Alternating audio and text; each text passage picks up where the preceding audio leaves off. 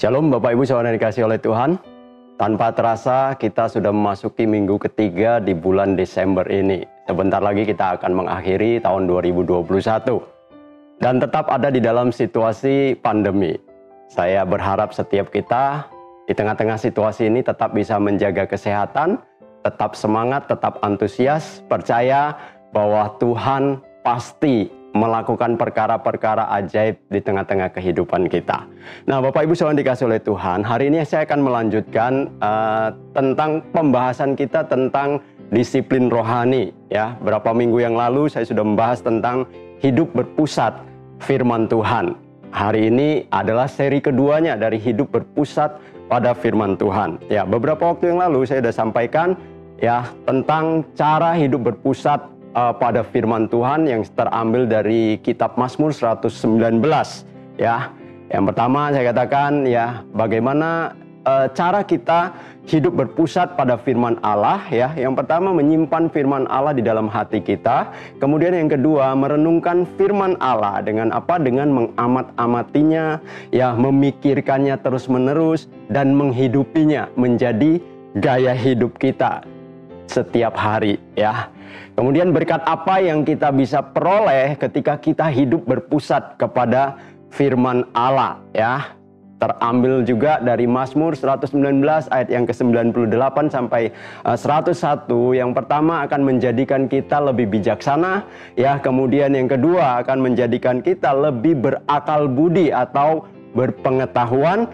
Kemudian yang ketiga lebih berpengertian atau menjadi arif kita. Dan yang keempat, memiliki daya tahan terhadap godaan dosa. Nah, Bapak Ibu Saudara dikasih oleh Tuhan, ya hari ini saya akan membahas ya tentang bagaimana hidup berpusat pada firman Allah yang terambil dari kitab 2 Timotius 3 ayat yang ke-16. Ya, saya akan bacakan untuk Bapak Ibu Saudara dikasih oleh Tuhan ya yang saya ambil dari terjemahan bahasa Indonesia sehari-hari. Kitab 2 Timotius 3 ayat yang ke-16. Semua yang tertulis dalam Alkitab diilhami oleh Allah dan berguna untuk mengajarkan yang benar, untuk menegur dan membetulkan yang salah, dan untuk mengajar manusia supaya hidup menurut kemauan Allah. Ya, luar biasa sekali Bapak Ibu Saudara dikasih oleh Tuhan ya. Dikatakan semua yang tertulis dalam Alkitab diilhami oleh Allah. Artinya apa? Ya, terjadinya Alkitab ya yang kita percayai sebagai firman Allah itu ya bukan sesuatu yang simsalabim abrakadabra lalu tiba-tiba muncul Alkitab. Tetapi Tuhan memakai manusia. Tuhan memakai orang-orang pilihannya ya untuk bekerja bersama-sama bagaimana mereka bisa menulis, menuangkan apa yang menjadi isi hati Allah di dalam tulisan-tulisan yang sekarang kita kenal menjadi Alkitab. Ada lebih dari 40 ya, sekitar 40 penulis Alkitab ya. Mereka dari latar belakang yang berbeda, mereka dari zaman yang berbeda, mungkin juga dari tingkat pendidikan yang berbeda.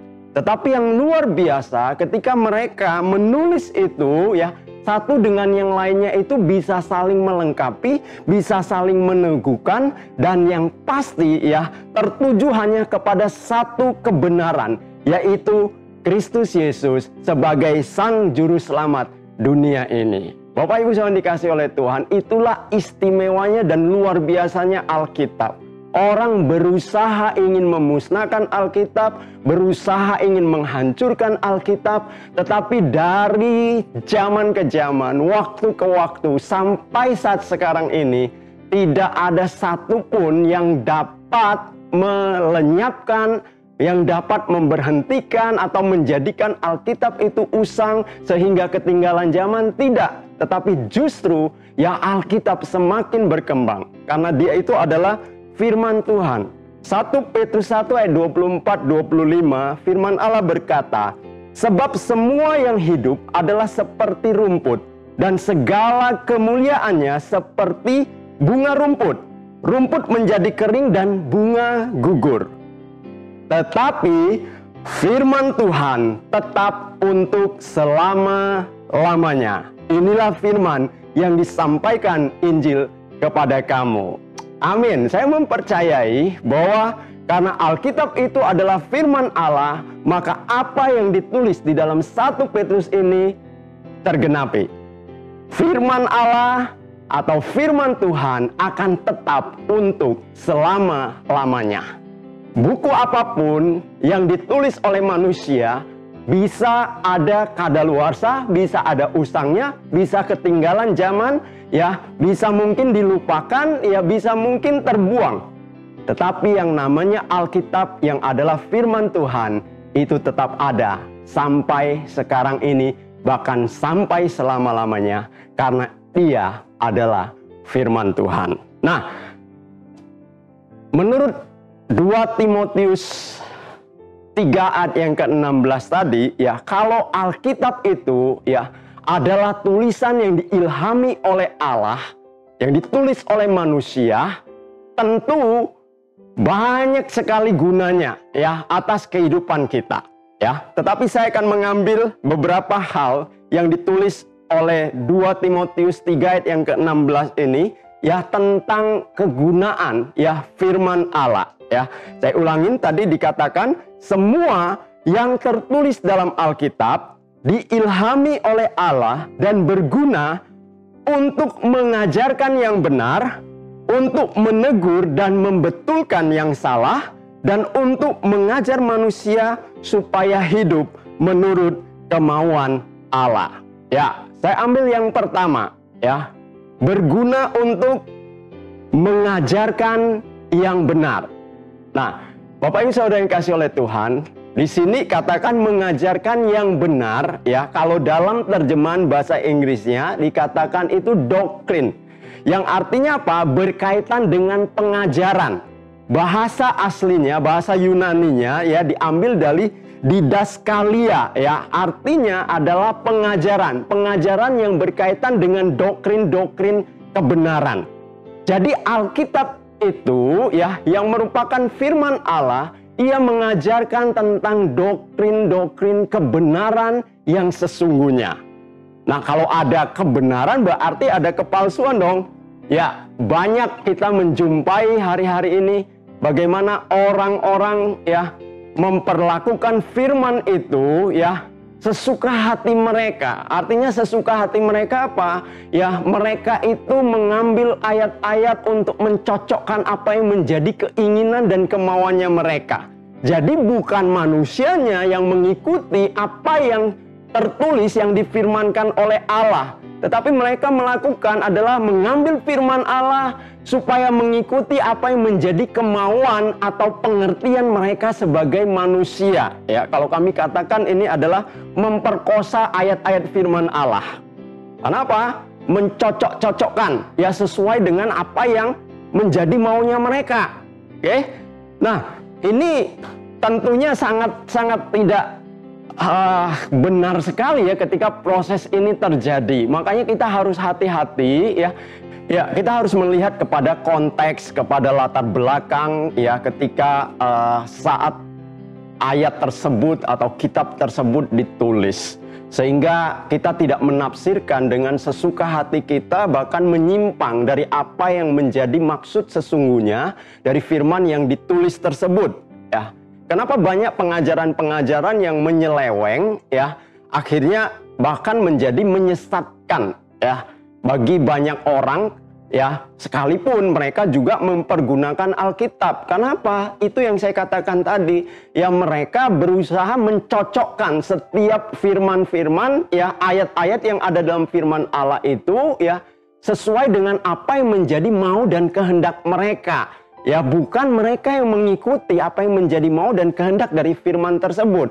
Akhirnya apa? Ya, terjadilah penyelewengan-penyelewengan. Kalau kita lihat, ya, beberapa pengajaran-pengajaran, ya, bidat yang kita kenal, ya, misalnya dulu, ya, ada dikenal namanya COG, Children of God, ya.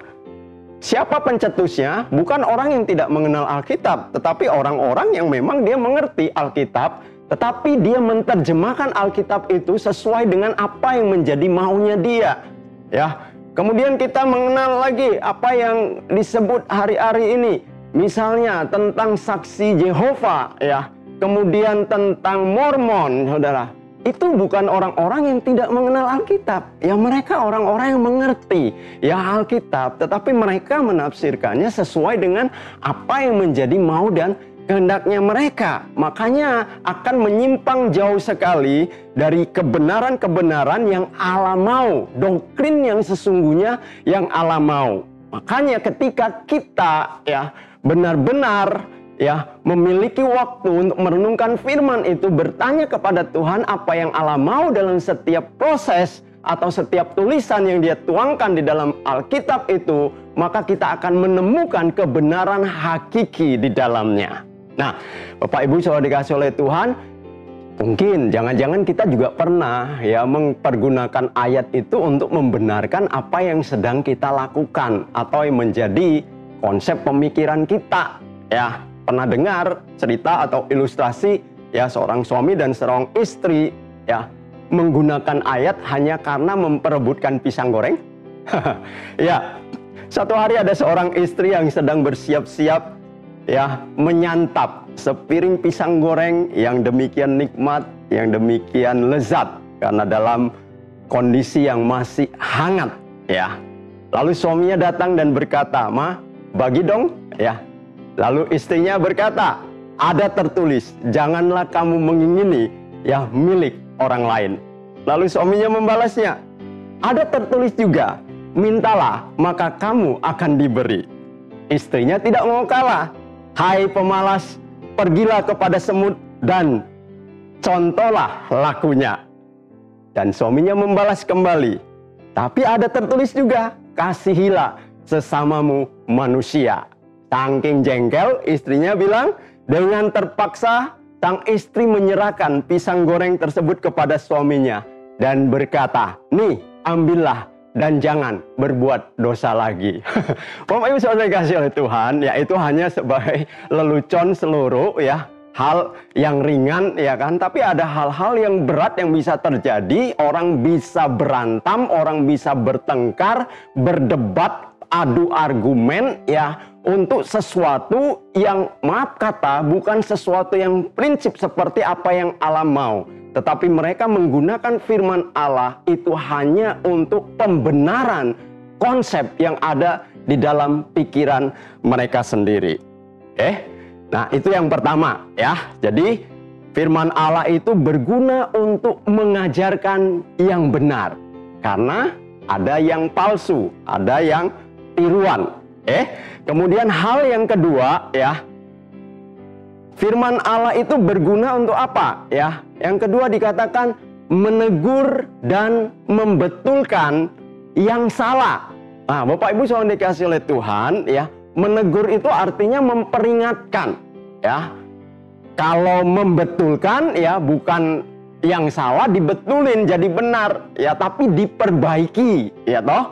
Nah, jadi firman Allah itu ya luar biasanya, dia bukan hanya mengingatkan ya, artinya bukan hanya menegur, tetapi dia juga membetulkan apa yang salah. Salah itu berarti keliru, menyimpang ya. Kalau dalam bahasa kerennya, rohaninya itu adalah dosa ya. Dosa itu artinya ya menyimpang dari apa yang menjadi kehendak Allah. Nah, contohnya, Bapak Ibu saudara dikasih oleh Tuhan ya, mungkin kita pernah mendengar ya, ada orang berkata bahwa kamu hanya bisa selamat ya kalau ya kamu terima Yesus sebagai Tuhan dan Juru Selamat, plus ya kamu harus berbuat baik, plus kamu harus dibaptis dulu, plus kamu harus berdoa, harus berpuasa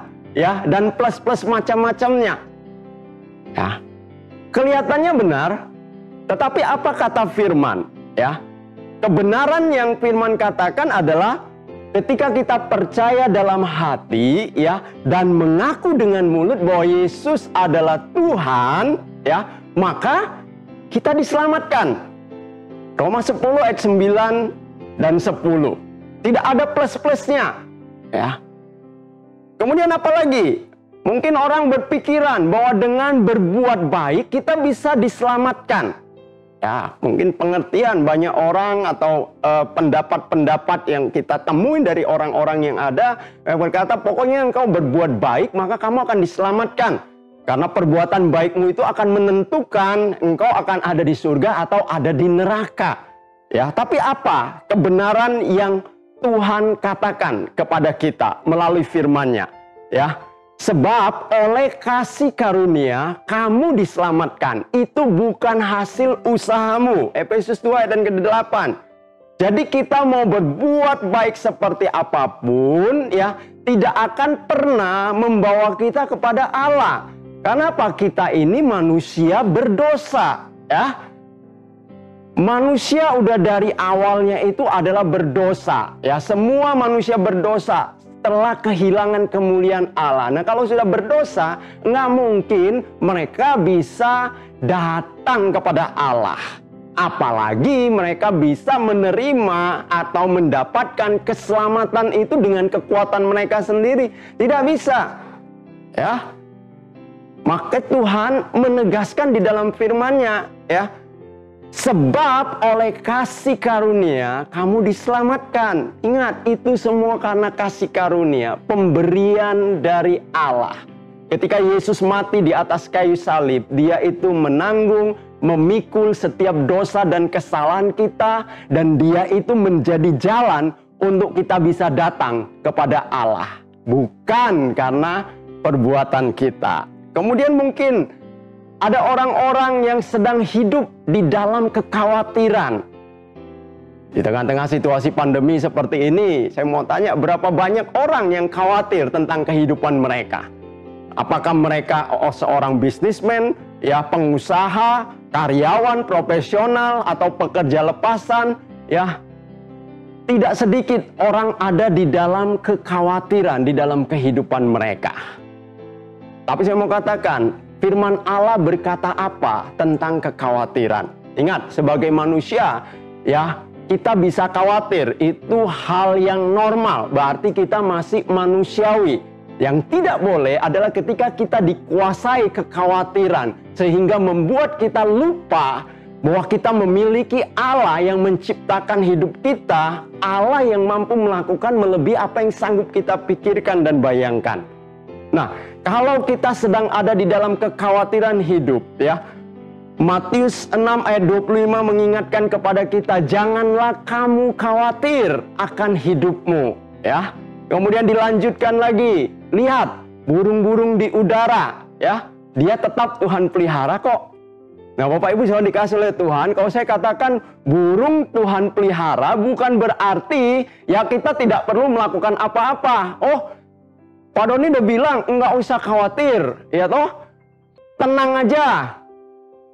Burung aja Tuhan pelihara kok, pasti hidup kita dipelihara. Jadi kita ya udah tenang aja, nggak usah lakuin apa-apa. Nanti Tuhan juga pelihara kok. Kalau Tuhan mengasihi kita, bukan begitu Bapak Ibu saudara dikasih oleh Tuhan, ya. Kita harus lakukan apa yang menjadi bagian kita, sisanya biarlah Tuhan lakukan apa yang menjadi bagiannya. Ya, burung Tuhan pelihara, tapi burung tidak duduk diam, ongkang-ongkang kaki, lalu tiba-tiba makanan datang kepada dia. Enggak. Ya, tahukah Bapak Ibu, ya, menurut sebuah survei atau penelitian yang dilakukan kepada burung, ya, burung murai, dia itu setiap hari, ya, kalau dia sudah memiliki anak, ya, di sangkarnya, setiap hari itu dia keluar dari sangkarnya itu sekitar jam 2.30 pagi. Dan dia baru kembali lagi, maksudnya berhenti, ya, itu sekitar jam 21.30, ya. Jadi ada berapa jam tuh? Sekitar 19 jam, ya. Dan tahukah berapa kali dia pulang pergi, ya, mencari makan, kembali lagi ke sangkarnya, memberi makan anaknya, lalu terbang lagi, lalu kembali lagi? Menurut penelitian tersebut, ya, dari jam 2.30 dini hari sampai jam 9.30 malam hari, ya, itu mereka menemukan ada sekitar 200 kali pulang pergi. Lihat, sekalipun Tuhan pelihara burung mengenai kehidupan dia, tetapi burung tetap bekerja. Jadi Bapak Ibu jangan pakai alasan kalau Tuhan pelihara lalu Bapak Ibu Saudara tidak bekerja, lalu mengharapkan simsalabim abrakadabra, ya, berkat datang dari langit, ya, nanti Tuhan kirim burung gagaknya seperti Elisa, tidur aja, ya, burung gagak Elia, ya, burung gagak datang kasih dia makan. No, ya. Kita tetap harus bekerja, oke? Amsal berkata, kalau kamu tidak kerja, enggak usah makan. Nah, jadi artinya apa? Jangan sampai kekhawatiran hidup itu mengimpit kehidupan kita, sehingga kita melupakan Allah yang mampu melakukan melebihi apa yang sanggup kita pikirkan dan bayangkan. Ya, jadi jangan pernah khawatir tentang kehidupanmu. Percayalah, Allah itu mengasihi kita. Kemudian mungkin kalau kamu takut, ya, takut apa aja deh, takut masa depan, ya kan, takut kecoa, ya, takut apa lagi, ya, fobia tertentu. Firman Allah berkata apa kebenarannya? Allah memberikan kepada kita bukan roh ketakutan, melainkan roh yang membangkitkan kekuatan, kasih, dan ketertiban. 2 Timotius 1 ayatnya yang ke-7. Kalau berkaitan dengan karakter atau kebiasaan buruk kita, ya, Tuhan mengingatkan kita bahwa kita harus berubah, ya. Segala kepahitan, kegeraman, kemarahan, pertikaian, fitnah hendaklah dibuang dari antara kamu. Demikian pula segala kejahatan. Tuhan mengingatkan ini, ya. Tetapi Tuhan juga memberikan, ya, solusi. Perbaikannya gimana? Ya, di Efesus 4 ayat 31 ayat 32-nya berkata, tetapi hendaklah kamu ramah seorang terhadap yang lain, penuh kasih mesra dan saling mengampuni, sebagaimana Allah di dalam Kristus telah mengampuni kamu. Ya, nah jadi Bapak Ibu Saudara dikasih oleh Tuhan, ya. Firman Allah bukan hanya menegur kita, tetapi firman Allah juga memperbaiki apa yang harus kita perbaiki di dalam kehidupan kita.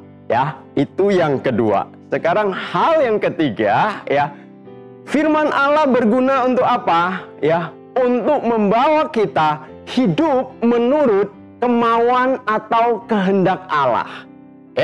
Nah, Bapak Ibu, tadi yang pertama saya katakan bahwa firman Allah itu berguna untuk, ya, mengajar kita tentang kebenaran. Kemudian hal yang kedua, firman Allah itu berguna untuk, ya, menegur dan memperbaiki kesalahan kita. Dan yang ketiga, kalau kita sudah menerima pengajaran, mengingat kebenaran, kita ditegur dari kesalahan dan diberitahukan, ya kan, jalan perbaikannya. Maka yang ketiga adalah bagaimana kita hidup menurut apa yang sudah dinyatakan kepada kita. Nah, ini yang dikatakan adalah praktek bagaimana kita hidup menurut kehendak dan kemauan Allah. Masih ingat Bapak Ibu Saudara dikasih oleh Tuhan tentang proses pemuritan yang pernah kita pelajari, ya, beberapa tahun yang lalu, ya. Katakan ketika proses pemuritan itu adalah seperti proses magang kita dengan, ya, apa yang Yesus lakukan, ya, magang dengan Yesus. Kita sedang belajar dari dia. Itu dikenal dengan 3B, ya. Yang pertama apa? Berjalan bersama Yesus, ya. Berjalan bersama Yesus dengan apa? Murid-muridnya ketika bersama-sama dengan Yesus, berjalan bersama-sama Yesus, mereka lihat apa yang Yesus ajarkan. Tuhan Yesus mengajarkan banyak hal kepada mereka, baik melalui teori kehidupan, praktek kehidupan, ilustrasi-ilustrasi. Nah, kita diajarkan melalui apa? Doktrin-doktrin kebenaran firman Allah. Kemudian yang kedua adalah belajar dari Kristus. Nah, belajar dari Kristus di sana apa? Ya, mereka melihat bagaimana Yesus mempraktekkan secara langsung, ya, tentang apa yang dia ajarkan kepada murid-murid ini. Nah, kita belajarnya dari apa? Dari proses kesalahan kita. Ketika seseorang sedang belajar, ya, tentunya ada waktu dia bisa melakukan hal yang salah, ya. Seorang anak kalau lagi belajar berjalan, ya nggak mungkin, ya. Bapak Ibu yang sudah punya anak pasti pernah melihat proses bagaimana anaknya bisa berjalan, ya. Tentunya tidak ujuk-ujuk dari cuman bisa tidur, langsung tiba-tiba lompat dan lari. Tidak toh, ya. Mulai langkah demi langkah, tahap demi tahap. Ada waktunya dia bisa jatuh, ada waktunya dia bisa terjerembab, ada waktunya mungkin dia bisa terpleset. Nah, proses kita belajar dari apa yang kita terima dari doktrin pengajaran tersebut adalah di sana. Kita bisa melakukan kesalahan. Tetapi ketika kita hidup berpusat kepada firman Tuhan, kita bisa belajar mengerti bahwa itu adalah hal yang salah dan perbaikannya seperti apa, kita mengetahuinya di sana, ya. Jadi kita belajar dari Kristus. Kemudian yang ketiga dikatakan berekspresi atau bertindak seperti Kristus. Kita harus mempraktekkannya, menghidupinya, menunjukkannya, mengekspresikan apa yang sudah kita peroleh, apa yang sudah firman Tuhan ingatkan kepada kita. Supaya apa? Seluruh kehidupan kita semakin hari berjalan itu semakin seturut dengan apa yang Allah mau, yang kita terima melalui mana? Melalui firman yang kita baca, firman yang kita renungkan, firman yang kita dengar. Jadi Bapak Ibu Saudara yang dikasihi oleh Tuhan, sekali lagi firman Allah itu bukanlah hanya menjadi sesuatu cerita yang kita dengar di dalam kehidupan kita. Tetapi firman itu harus menjadi sesuatu yang kita hidupi di dalam kehidupan kita. Karena firman itu real, firman itu nyata, ya, yang akan membawa kita, menjadikan kita semakin hari akan semakin serupa dengan gambaran anaknya, yaitu Kristus itu sendiri. Jadi Bapak Ibu Saudara dikasihi oleh Tuhan, saya mendorong setiap kita untuk kita lebih serius lagi, lebih memiliki antusias, kehausan, kerinduan, dan kehausan yang lebih dan lebih lagi untuk apa? Untuk kita memiliki waktu membaca, merenungkan firman. Katakan kalau kita doa itu, kita sedang berbicara kepada Allah. Tetapi ketika kita membaca dan merenungkan firman Allah, kita sedang mengizinkan Allah berbicara kepada kita. Jadi jangan tinggalkan dua sisi itu di dalam kehidupan kita sebagai orang percaya. Supaya apa? Supaya seluruh apa yang menjadi kehendak Tuhan atas kehidupan kita itu dapat tergenapi sesuai dengan apa yang Dia firmankan. Jadi Bapak Ibu Saudara dikasihi oleh Tuhan, ya, menjelang penutupan tahun 2021 ini, ya, yang sebentar lagi kita akan masuki tahun yang baru 2022. Saya berharap bahwa kita tidak hanya sekedar membuat planning, membuat goal apa yang kita ingin capai di dalam kehidupan kita yang berkaitan dengan proses-proses jasmani atau penghidupan kita, karir kita, usaha kita. Tetapi bagaimana kita memiliki goal, ya, memiliki tujuan, bagaimana kita juga membangun kehidupan manusia rohani kita. Yang salah satunya adalah melalui proses doa dan firman. Jadi saya mendorong, biarlah itu menjadi satu tujuan yang paling prinsip, paling mendasar sekali yang harus ada di dalam hidup kita. Kalau hari-hari ini mungkin kita belum bisa setia, belum bisa konsisten di dalam pembacaan perenungan firman, tapi biarlah menjelang penutupan tahun ini dan memasuki tahun yang baru itu menjadi tujuan yang paling utama di dalam kehidupan kita. Karena apa? Kalau Tuhan sudah menjadi yang terutama, ya, maka yang lainnya itu hanya akan menjadi bonus yang Tuhan berikan kepada kita. Jadi jangan pernah khawatir. Firman Allah berkata, carilah dahulu kerajaan Allah dan kebenarannya, maka semuanya akan ditambahkan kepadamu. Tetap semangat dan tetap menjadi berkat. Tuhan Yesus memberkati kita semua.